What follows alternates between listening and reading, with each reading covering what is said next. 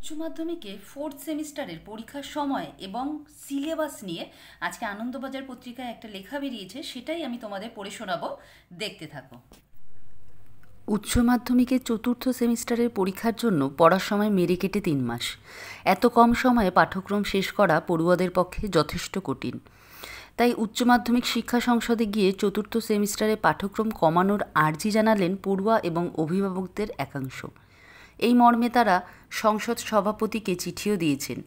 একই সঙ্গে অভিভাবকদের আবেদন, চতুর্থ সেমিস্টারের পরীক্ষার সময়সীমা 2 ঘন্টার বদলে কিছুটা বাড়ানো হোক।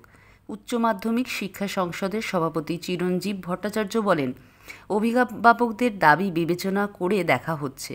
পুজোর পরে সিদ্ধান্ত জানিয়ে দেওয়া হবে।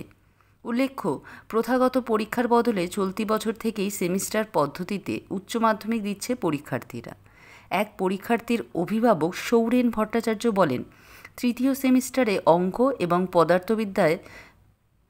পদার্থবিদ্যার পরীক্ষায় ছাত্রছাত্রীরা সময় এতই কম পেয়েছে যে বেশিরভাগ পরীক্ষার্থী 1 ঘন্টা 15 মিনিটে সব প্রশ্নের উত্তর দিতে পারেননি।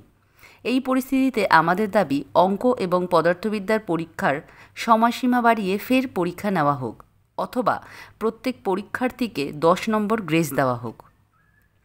সৌরেনের মতে, তাদের ছেলেমেয়েরা সেমিস্টার পদ্ধতিতে এই প্রথম পরীক্ষা দিচ্ছে।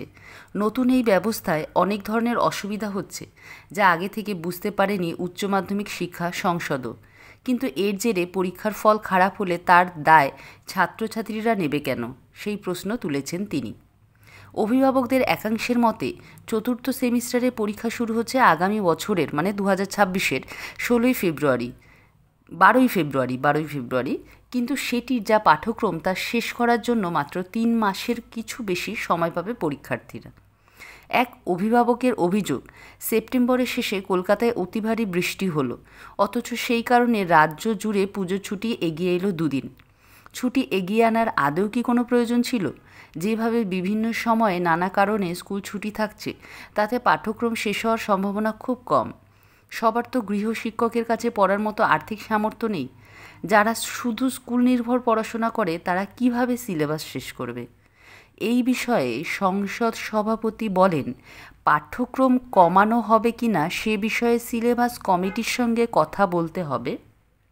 এটা ঠিক যে অঙ্ক এবং পদার্থবিদ্যার মতো কয়েকটি পরীক্ষায় ছাত্রছাত্রীরা সব প্রশ্নের উত্তর লেখার জন্য সময় কম পেয়েছে।